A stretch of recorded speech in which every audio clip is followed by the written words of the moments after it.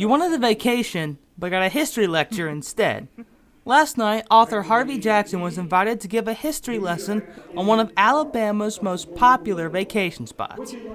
Jackson is a former Jacksonville State history professor as well as an established author. He's written books on the environment and the American Revolution. His last book, which was also the subject of last night's storytelling, was The Rise and Decline of the Redneck Riviera, to which he has a personal connection to the location. I've been coming down here since I was 9 or 10 years old. I virtually felt like I grew up on the coast.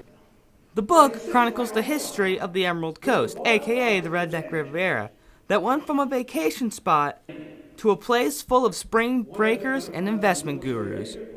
I guess you could say, in a way, I started working on it before I even started working on it, when I was, just growing up here.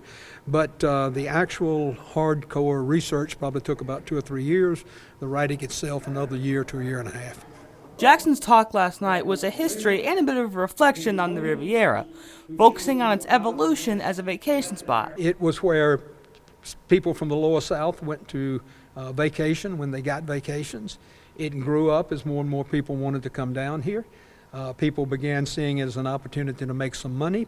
People also saw it as an opportunity to have some fun, and that's where it is today.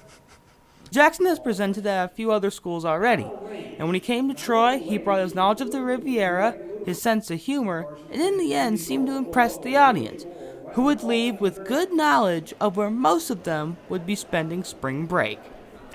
Stuart Bradly, Troy, TrojanVision News.